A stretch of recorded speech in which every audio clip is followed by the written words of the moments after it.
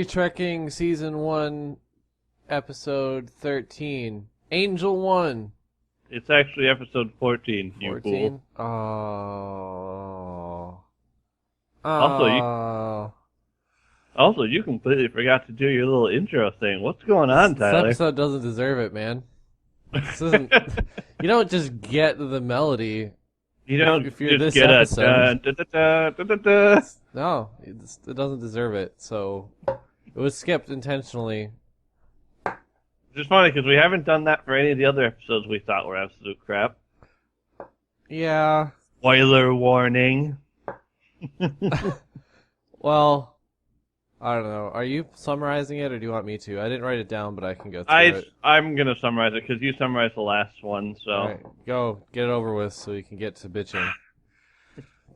The Enterprise goes to investigate possible survivors of a freighter called the Odin. They arrive at Angel 1, a planet with a female ruling class headed by a woman named Beata, I think is her name. Yeah, Beata. That is how I spelled it, so yay, I'm correct. After some back and forth and paranoid looks, they discover that the survivors are indeed on the planet but are considered dangerous. Meanwhile, the Enterprise crew contracts a mysterious virus that infects most of the crew and incapacitates them. This causes problems because they are meant to head to an outpost on the neutral zone on the neutral zone border, which is in danger of being attacked. The away team finds the Odin survivors and discovers that they don't want to leave, and due to Starfleet rules, they can't force them to. The survivors are later caught by the ruling class and sentenced to death. At their execution, Riker has a dramatic monologue that convinces Beata to stay the proceedings and instead exile them to a faraway section of the planet. The Doctor manages to find a cure for the virus, and all is well. Woo! Also, I should probably add that Riker gets seduced in this episode. Very lamely. Yeah. My notes are really all over the place. I didn't organize them because there's like 40 of them. So I'm sure I won't go through all of them. Wow, you have a lot of notes for this episode. I barely had any. I tried to get some really specific observations, and I'll just do some. I'm not going to do everything. Just nitpick the whole episode. Because we'd be here for hours if we did that every time. Oh, yeah. I wrote like too good and too bad, and that was all I did. Yeah, you can go ahead if you want. Alright, the first good I wrote is the B plot to this episode, which was the virus thing that the Enterprise had to deal with, actually felt a lot more natural than it has in the past. Like, the way this episode is paced, like, I'll talk about that a little bit later, because I didn't actually like the pacing too much in this episode, but the way it's set up, like, the B plot actually, like, feels like it's part of the episode, whereas previous episodes just kind of like, hey, we have this B plot, it's going to go away for about 20 minutes, and then it's going to pop up again, like, 10 minutes from the end and actually do something. And it actually affected a couple things. And actually, like, it jumped back and forth between the two fairly naturally, so it actually felt like there were two consistent plots going on, instead of just, like, one major plot and this other random subplot that just kind of fades in and out of existence. Yeah, that was, my only good was that the B plot wasn't the dumbest one so far. Like, it ties in, because there's a point later on in the episode where Data has to take over, right? Yep, because he's like the only one who can't get infected because he's an android. It's a super lame virus, and I don't know why they went that way, but it at least it's involved with the rest of the episode. Mm-hmm. Even though, like, the virus plotline itself is just sort of like, okay, why? I'm fine, Doctor. Ah, I'm Picard. Merde. Alright, do you have any other goods, or was No. that your only one? Nope. Okay. My only other good, and this is kind of a funny one for me, is that despite the fact that Riker is literally seduced in this episode, he actually manages to not come off as a total creeper, which I was actually kind of surprised by. Because when I read the description for this episode, I'm like, oh great, a planet full of women, and there's Riker on the thumbnail. This is going to turn out perfectly fine. I mean, yeah, it was better than the tiny harp women. the tiny harp women that he just like stares longingly at in his quarters when he has nothing better to do. Apparently, What am I gonna yeah, do? Am I gonna see my friends? Nah. Am I gonna I'm watch a gonna movie? I'm just gonna stare at I'm these gonna harp stare at players tiny harp women. I have that. and then Yeah. talk to them too, because he was like, Oh "Goodbye, yeah. ladies." Because yeah, when he has to go off and do whatever it is that was going on at the field, he like turns around and goes, "See you later, ladies," and it's like, Yeah. Riker, what the hell? I actually remember you being a good character. Why are you such a creep? Yeah. One But of yeah, the. Oh, sorry. sorry, I was just gonna say, but yeah, he manages to not be a total creep, even though like the whole seduction angle doesn't really like affect anything that much, I guess, or at the very least, it just doesn't feel like natural. I mean, I guess it does kind of affect something because later on he sort of uses it to convince her to not kill the Odin survivors. Because I suppose if it came from anyone else, she wouldn't have listened as much as she did. But Oh, it's just strong male character manipulating the weak female character. Sorry. Tyler, don't this. Don't. But yeah. I'd say my first bad is kind of the whole plot. But more specifically, yeah, the whole seduction thing is just really unnatural when he's with the leader, whatever her title is. The Supreme, wasn't whatever. it the elected one or something? Yeah, something like that. But the whole Like, seduction hey, is just baby. super awkward because she's an incredibly wooden actress, and it might have been because of what she had to say and the fact that it's the '80s too. I don't know, but she was very bland, and they're just Mhm. kind of sitting, and then all of a sudden they're sitting on the bed, and then, And then I think and it then- cuts away. I don't remember, but I know it comes back, and then Riker's like, "I have a gift for you," and then he hands her this thing, and then she's like, "All right, we're gonna sleep together now." yeah, And it's just just kind of so like bad. it unfolds in this really bizarre way that wouldn't seem out of place if it was Shatner instead of Riker. It's like honestly. the writers started with the concept of Riker betting the leader of a planet and then needed to work backwards to try to make that happen. You know? Yeah, I mean, sometimes that happens. Like, I know when I've written stuff, sometimes I start with, like, an end in mind, and I have to try and, like, figure out how I want to get to that point. That actually happens a lot more than I would like. But, yeah, it just sort of feels weird, because it's like, it's like, that this is where it has to go, but you just can't, they just can't quite, like, get it there without it just feeling completely forced. Yeah. But yeah, my first bad was just like I mentioned earlier, like the pacing of this entire episode is just really dull, I guess. Yeah. Like it's one of those like episodes that where nothing like basically nothing happens throughout the entire episode, which is fine for certain shows, but especially in a context like this where this is just like this random one-off episode and we're never going to see this planet ever again. It's just there's Yeah. no reason to get invested in it. Yep. Like this kind of episode needs to have some sort of like long form point to it. Yeah. Like it would work better if the show was more serialized and actually had like a consistent recurring like plots and characters.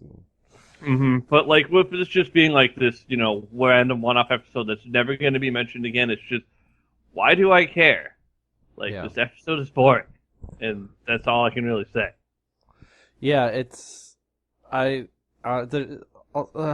all these episodes are so glacially paced, and I don't know. It just bothers me that I even had to watch some of these, because I'm a huge fan of the show, but apparently I was not a fan of this season as much. Yeah, I'm getting the feeling that you watched the show much like I did, where you didn't watch it like in chronological order. No, 'Cause this is- Pilot is actually one of the last episodes I saw when I watched through the show the first time. Because my family had like the later seasons on DVD, but didn't have the first couple. Because why would you have those? Yeah, But my experience with it, like I mentioned, like in an earlier episode, like I watched some of it like when I was really young, and I think my parents watched some of it on TV when I was like 2 or 3 years old, so I can vaguely remember it then.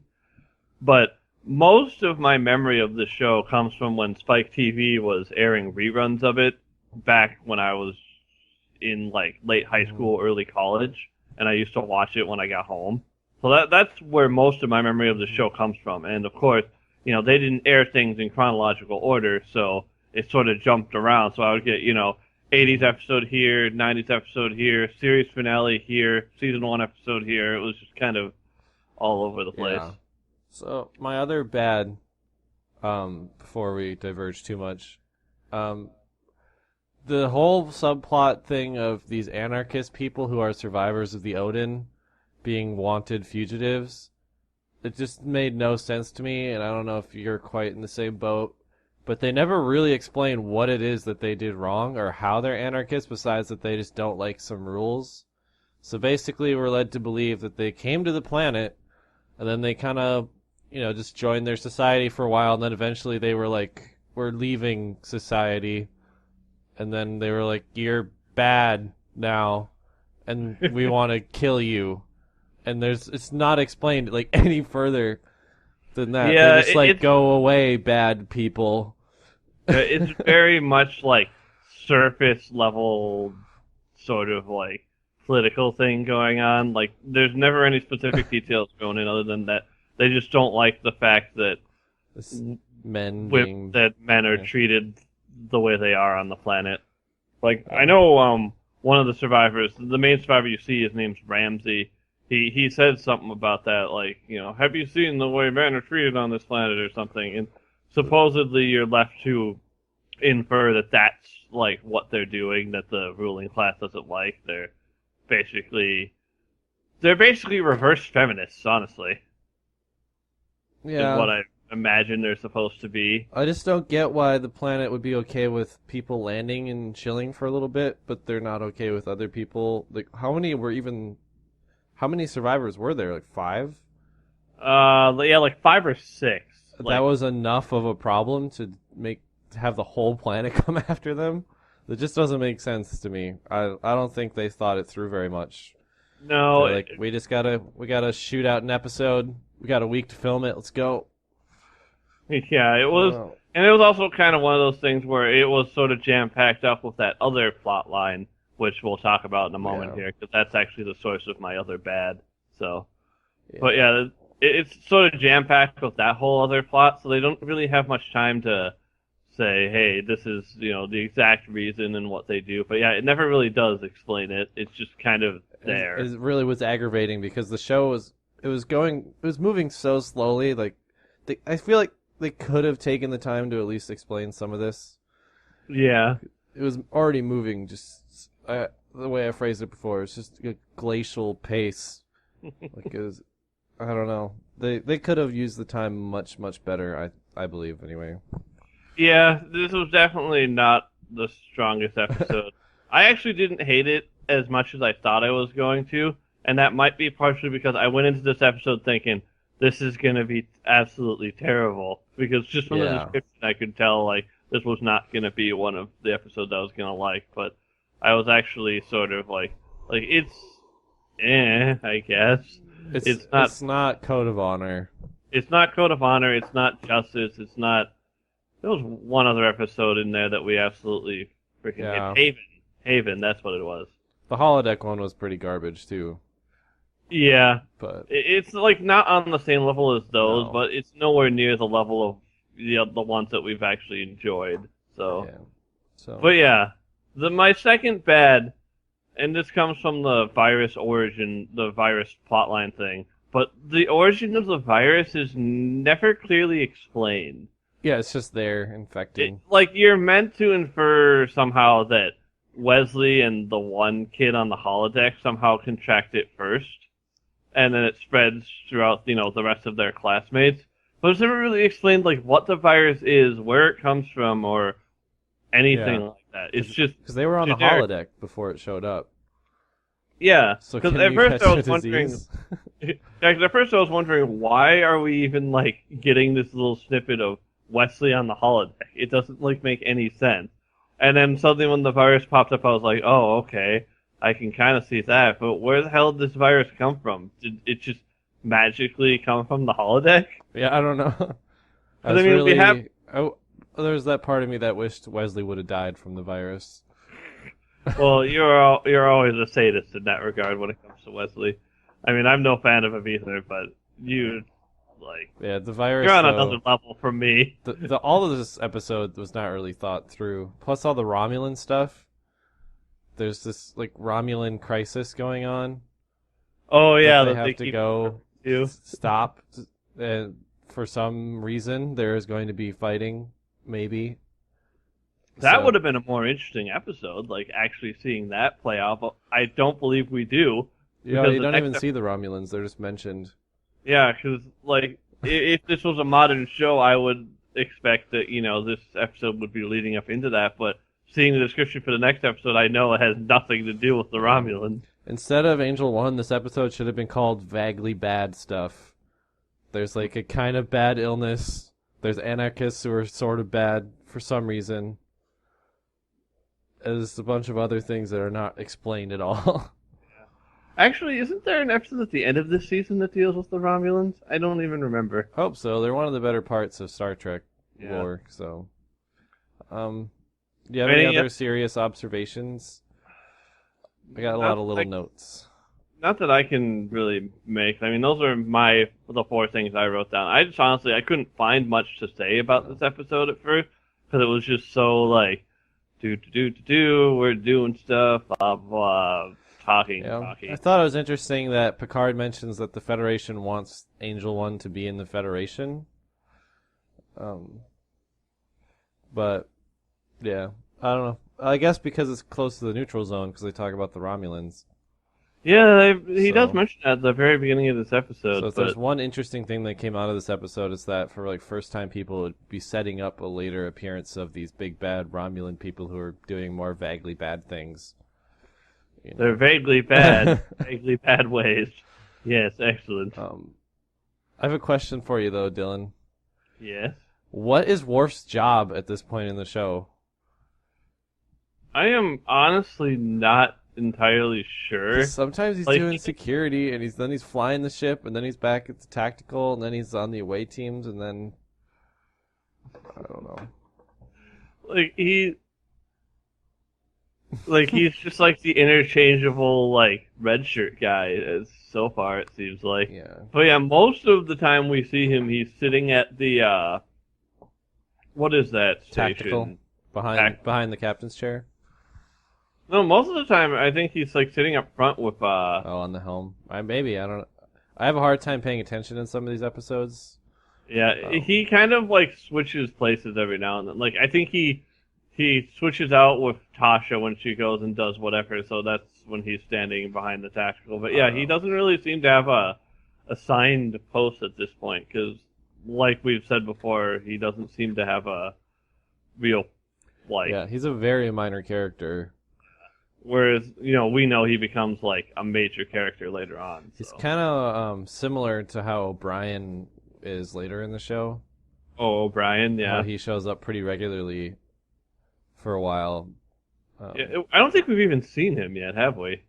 He was in the pilot, I think. I know he was in one of the episodes. I'm pretty sure he was in the pilot because I remember him being on the battle bridge. I think. Oh, when yeah, they that's right. separated. That's right. I remember now. Worf is kind of O'Brien-y. Like I don't believe they planned on making him a main character. I don't think they were planning on it at all. It seems like they didn't have a whole lot planned out when they made the show. We need a Star Trek show. Go shoot it. Because there's just a lot of like random like plot threads and like ideas that just never really get like explored. Yeah, you could see the beginnings of continuity, though, like I said, with the Romulan threat thing and the neutral zone mention. Although, honestly, if we hadn't watched the show before, would you really have caught on to the fact that it was building continuity? No, well, depends on if you've seen the original series first. That's true. 'Cause the Romulans are in one of the best episodes of that show. That's another thing. We mentioned this when we were chatting online last night. but didn't you agree this could just be an episode of the original series? Yeah, Riker like, could just be Shatner. Like, from what I've seen, what little I've actually seen of the original series, but I've seen, like, 2 or 3 episodes. I don't really remember, like, their context or anything, but I have seen, like, bits of it, the original series, and yeah, it basically could be, like, I mean, that's what I was thinking the whole time, like, Riker and Beata are going at it. It's like, dude, you're channeling the Shat right now. Yeah. I don't know. Shatner wouldn't watch digital harp women, though. He would just go find some. That's true. But like that's something that's Riker has episode. over James Kirk. He sits alone in his quarters and watches creepy hologram. But I don't know. Even the really terrible episodes, they have felt pretty fundamentally different. You know, there's a very different tone than the original series, less swashbuckly. But this episode is like, yeah, we're gonna go down. Riker's gonna get himself a woman. They're gonna save some stuff. Doctor's got to solve some problems. Everything's fine. Mm-hmm. It's just yeah. I don't have much else of like importance to talk about. Oh yeah. I got ahead. one. This has another one of the lamest cold openings I've ever seen. They just kind of pull up to the planet, and then it's like, and then goes into the credits or the opening. Oh yeah, they just pull up and they're like, "Hey, can we come down?" They're like, "A short visit will be tolerable." Yeah, I mean, it's not quite as bad as what is it, The Big Goodbye, but it is pretty like, yeah. Yeah, and this also has some of the weird, overpowering music that's present in a lot of the early episodes. There's a couple parts where people are just chatting in a room, and the music actually got so loud that it was hard for me to understand what people were saying a couple of times. I guess I didn't really notice that, but yeah, that is true. There are a few episodes where that happens. One good little character moment. Geordi does get his little moment in the captain's chair for a brief time. Oh yeah, if we're gonna talk about that. I did like the little moment where he's talking to engineering about something, and he says, "Oh, I'll be right down there to fix it" or something, and then Worf's like, "No, they have people for that." Like, I actually kind of like that moment because it shows that Geordi is like, he's the guy that he wants to go and like do everything and help everyone. He's hands-on. He's a very hands-on type of guy, which is, of course, probably why he becomes the chief engineer later on. Plus, the fact that they didn't have a chief engineer is a really strange creative decision. But didn't they establish that the chief engineer is that one woman? I think so, but she only showed up maybe once. Yeah. So, like, the assistant has showed up a couple times. Yeah, that's true. But yeah, I seem to remember, like, the drunk episode, they have the chief engineer, and she's, like, the kind of a hard ass. Yeah, I don't know. So it was cool to see his little moment, and he's not much of a commander. So we said he's more of a hands-on guy, and they're going to show that later in the show. Which is why it's interesting, just to go on this tiny tangent before we wrap up. There's a Voyager episode that has an alternate future where Geordi is a captain. And I always thought that was a little weird because he doesn't really seem to be interested in that. Yeah. So far, like, we don't really know exactly what he's interested in. He's just much more of a technical guy than he is, like, a leadership person. And Data got his little moment, too. Mm-hmm. Just trying to think of anything else minorly positive. But it's just pretty bland overall. It's not absolutely terrible like some of them. Yeah, it's just not very good either. That's like the best way to describe this episode. It's one of those episodes that's there to be there. It's a filler episode. It has no real purpose aside from just, filling in that space to fulfill like the broadcast. It's almost TV. a more painful kind of bad because it's just boring. There's a couple of them that we've had. They're so terrible that they're hilarious, and I would just lose my mind watching them. Like the one Was it Haven where the guys run around and say, "This is our way, No, running"? that's Justice. Justice. Haven was Troy's wedding. All right. So yeah, Justice, where their way of their people is to just run everywhere. I was in stitches after that episode. Yeah, go watch that episode if you really want to see. He is pretty much just loopy the whole thing. Like, I think every 5 minutes you just go back to that fact. It's like, they run, man. That's their way, is running. Yeah, well, that's what happens when you let a 5-year-old write an episode. But yeah, we should probably wrap this up because I feel like we've rambled on for a bit longer than we probably should have. That's okay.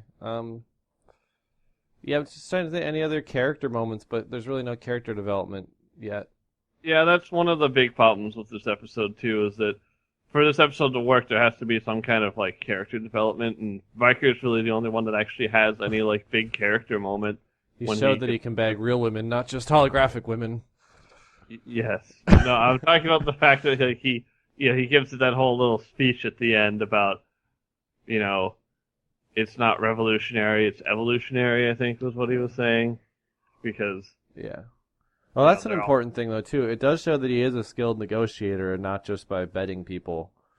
But he makes a mention while he gets into this native garb to go negotiate with her for the first time. He offhandedly mentions how he's had to wear stuff like that negotiating with other people, and it kind of establishes that he's the go-to diplomat, almost.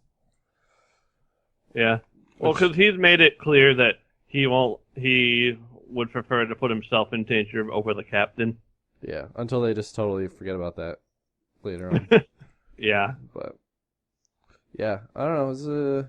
What would you rate this so we can sign off? I would rate this matriarchy out of 10. Don't mansplain to me, Dylan. Oh, mansplain all out, please. I'm gonna rate this an Angel 1 out of 10. Oh, Bum bum bum. Pun.